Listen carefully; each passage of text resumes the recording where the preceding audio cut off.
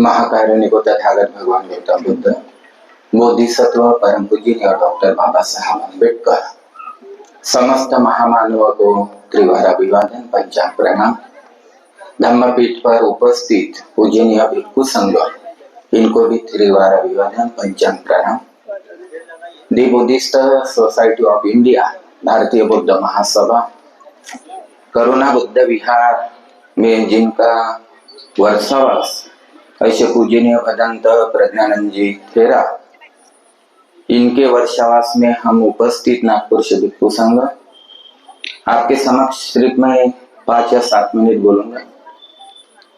मराठी हिंदी दोनों भी मिक्स बोलूंगा। मिक्स इसलिए बोलूंगा क्योंकि मैं बहुत सी बार यहाँ आते रहता हूँ और बोलते भी रहता हूँ। अभी अभी मैं यहाँ से 1 महीना पहले जा चुका हूँ मशाल यात्रा में। Very good. धम्म क्या है, अभी सुगत बोधि भंते जी ने हमें बतलाए, और मेरे बाद पूजनीय भदंत धम्मानंद जी स्थविर परसोड़ी, जो कि नागपुर से है, वो बोलेंगे। उसके बाद मेरे को यहाँ से 9 बजे जाना है। धम्म क्या है आपके इसमें बतलाऊंगा। एक घर में 4 लोग रहते थे। एक लड़का था, एक लड़की थी, और एक उनकी पत्नी और पति साथ में ही रहते थे। एक दिन धम्म की बात निकल गई। धम्म में ऐसे ही प्रवचन होते होते दोनों में झगड़ा चालू हो गया। झगड़ा यहाँ तक पहुंच गया कि जो कोई अगर दरवाजा खुला रहेगा, जो दरवाजा लगाएगा, मतलब जो पहले बात करेगा वही दरवाजा लगाएगा। तो एक दूसरे की तरफ दोनों भी देखते रह गए। देखते इतने टाइम रह गए कि दोनों ही बच्चों को भूख लग गई। भूख लगने के बाद एक दूसरे की तरफ बच्चे भी देख रहे और पति पत्नी भी देख रहे। पति पत्नी इतना देख रहे हैं कि टकमक एक दूसरे की तरफ। झगड़ा होने के बाद तो क्या है, क्या देखेंगे। अगर मैं एक दूसरे को अगर बोल दूं, पत्नी अगर पति से बोल दे कि मैं अगर बोल देती हूँ तो मुझे दरवाजा लगाना पड़ेगा। पति बोल रहा है कि मैं अगर बोल देती हूँ तो मुझे दरवाजा लगाना पड़ेगा। बहुत टाइम हो गया। रात की पहली घड़ी चालू हो गई। 11 बजते आ गए। बाल बच्चों को भूख लग गई। बाल बच्चे वैसे ही सोने चले गए। फिर भी एक दूसरे की तरफ देख रहे। दरवाजा खुला था। कुछ टाइम हो गया। उस टाइम के बाद एक कुत्ता आया। कुत्ता इधर उधर देखा। देखने के बाद उसने पूंछ हिलाया। पूंछ हिलाने के बाद उसको देख रहा है कि वो मेरे तरफ देख रहे हैं कि आप भ्रमण कर रहे। समझ में नहीं आया। कुछ टाइम के बाद और भी कुत्ते को ऐसा लगा कि चलो दरवाजा तो खुला है, कुछ तो मिलेगा। अंदर चला गया। जितना खाना था उतना खा गया। एक आटे का डब्बा खुला था। आटे के डब्बे में मुंह डाल के पूरा सफेद हो गया। बाहर निकल गया। बाहर निकलने के बाद दोनों की तरफ देखकर पूंछ हिलाते हुए निकल गया। फिर भी ये दोनों एक दूसरे की तरफ भी देख रहे। धम्म देखिए कैसा है ना। कुछ टाइम के बाद एक चोर आया। चोर आने के बाद वो भी देख रहा है कि सभी के तो 2 दरवाजे लगे हैं, इनका ही दरवाजा खुला है। दरवाजा खुला है तो दरवाजे में से वो चोर देख रहा है, एक दूसरे की तरफ देख रहा है कि मियाँ बीबी है कि कौन है। एक दूसरे की तरफ देख तो रहे हैं लेकिन मेरे तरफ नहीं देख रहे, ना इशारा कर रहे। चलो यही तो घर खुला है, यही क्यों ना चोरी कर ले। चोरी तो कर लिया। चोरी करने के बाद और किसी को दिख गया। एक बुजुर्ग माता जी आ गई। बुजुर्ग माता जी को दिख गया। बुजुर्ग माता जी ने जो भी नाम था वही नाम वाले को आवाज दिया, बहना तेरे घर में चोरी हो गई, तो कुछ तो बोल। अगर ये बोल लेती है तो दरवाजा लगाना पड़ेगा। ये दोनों हाथों से बोल रही है तू भाग जा, बोल मत। अगर बोल दिया तो दरवाजा लगाना पड़ेगा ना। तो दूसरे बार मतलब जैसे चोर बाहर निकल गया तो ये माता मतलब बुढ़ा सा आदमी बाहर में खड़ा था। उसने भी आवाज दिया। एक स्वागत जो भी नाम था, नाम लेकर उसने बोला कि भाई तेरे घर में तो चोर है। उसने दोनों हाथों से बोल दिया तू भाग जा। अगर मैंने बोल दिया तो तुझे भी मतलब दरवाजा लगाना पड़ेगा। तो दोनों भी उसको, वो बूढ़े को क्या लगा कि नहीं, एक तो चोर भाग गया, दूसरा चोर अंदर है। एक तो मतलब माता जी थी और एक वो पिताजी थे। दोनों को ऐसा लगा कि नहीं, अंदर में और एक चोर है, तो वो पुलिस स्टेशन चले गए। पुलिस स्टेशन जाने के बाद पुलिस वाले को बुलवा के लाए। पुलिस वाले आए और पुलिस वाले पूछ रहे, भाई आपके घर में क्या हुआ? फिर भी ये मियाँ बीबी एक दूसरे की तरफ देख रहे हैं।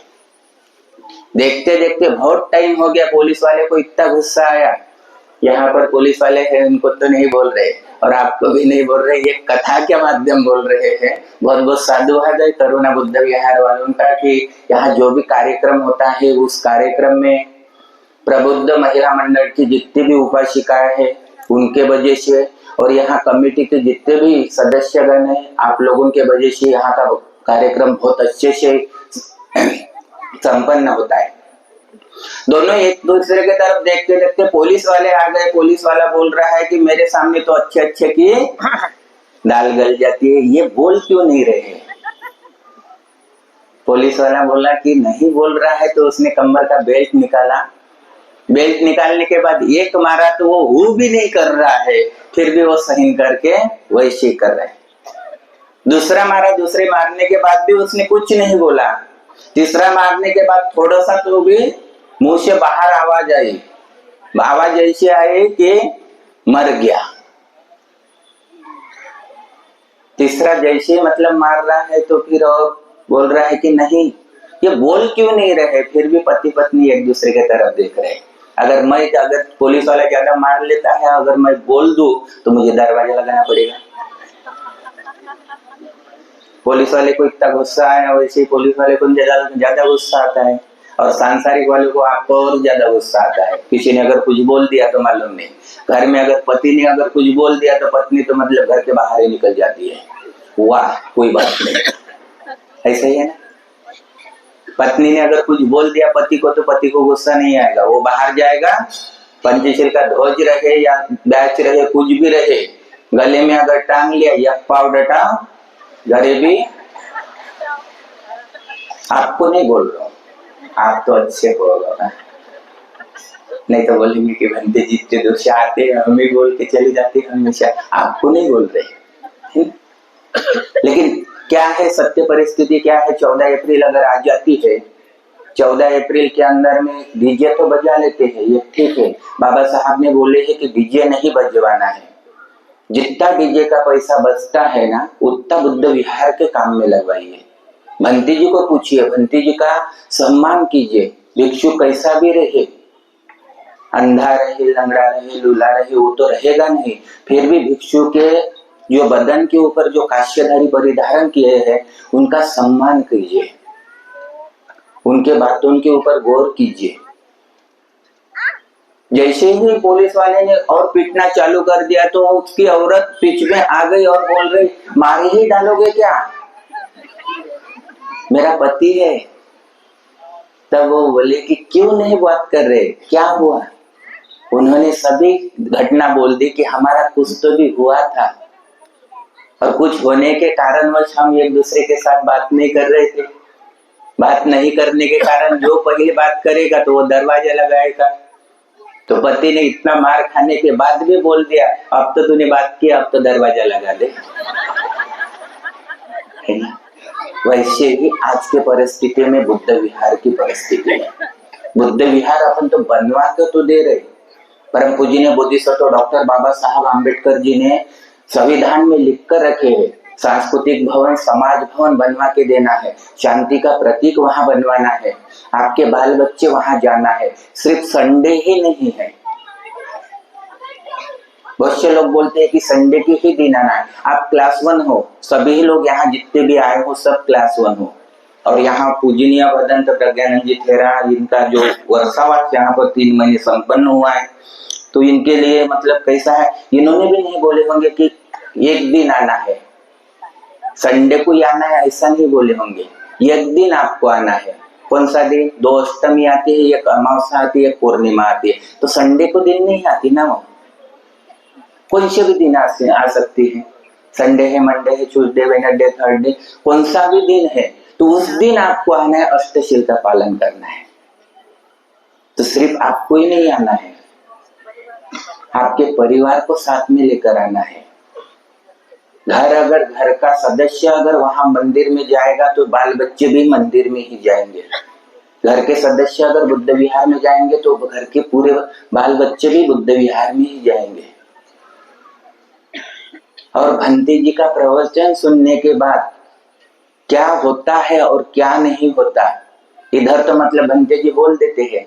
भंते जी ने हर दिन आपको पंचशील का मतलब याचना दी हूँ, पानातिपाता वेरमणि। इधर कोई अगर उपासिका घर में रहती होंगी और एक दूसरे के घर में जाने के बाद, भाई देखना थोड़ा सा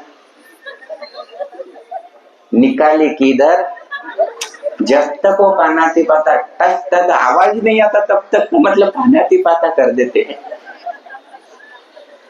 करते कि नहीं?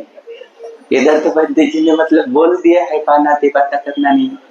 पानातिपाता वेरमणि कुछ तो लोग बोल देते हैं पानातिपाता वेरमणि, इधर तो भंते जी बोल रहे ये ना भाई आ जा यहाँ बैठ जा। भंते जी सामने निकल गए, वो तो बोल रही वही बोल रही है आ जा यहीं बैठ जा, तो सरकना उधर थोड़ा सा बैठने देना उसको। भंते जी आके निकल गए तो बुद्ध विहार थोड़ा सा आगे निकली है। पूजनीय बाबा साहब आम्बेडकर जी ने बोले है 5 लाख पब्लिक है, 50 लाख पब्लिक करना है, पूरा भारत बुद्धमय करना है, तो कैसे करेंगे? आपके वजह से होगा। पति कैसा भी हो, कितना भी शराब पीता हो, कुछ करता हो या ना करता हो, एक कान से उसकी बात सुनना है और दूसरे कान से छोड़ देना है। कितने दिन तक? कम से कम 1 महीने तक। एक आधे दिन अगर वो शराब पीकर आता है, लॉक लगाकर आ जाइए बुद्ध विहार में, भंते जी का प्रवचन सुनिए, कम से कम 2 महीने के अंदर 1 दिन तो आएगा वो बुद्ध विहार में। भंते जी का जिस दिन वो प्रवचन सुन लेगा उस दिन उसके मन में थोड़ा सा तो भी मतलब जितना अहंकार है उतना बाहर आएगा और वो खुद बोलेगा कि नहीं कुछ तो भी है बुद्ध विहार में। मैं इतना बीबी को डांट रहा हूँ लेकिन बीबी कुछ भी उसके ऊपर उत्तर नहीं दे रही, मतलब मेरे में कुछ तो भी अंतर है, मेरे बीबी में नहीं है। बुद्ध विहार एक वही एक शांति का प्रतीक है और वही प्रतीक के लिए इस बुद्ध विहार में, करुणा बुद्ध विहार में पूजनीय भदंत प्रज्ञा रत्न जी थेरा, जिनका 3 महीने का वर्षावास यहाँ संपन्न हुआ, उन्हीं के उपलक्ष्य में यहाँ कमेटी के माननीय पाटिल साहब, मानिक साहब और हमारी आई मानिक मैडम और आप सभी प्रबुद्ध महिला मंडल की उपासिका, आप सभी का बहुत बहुत साधुवाद।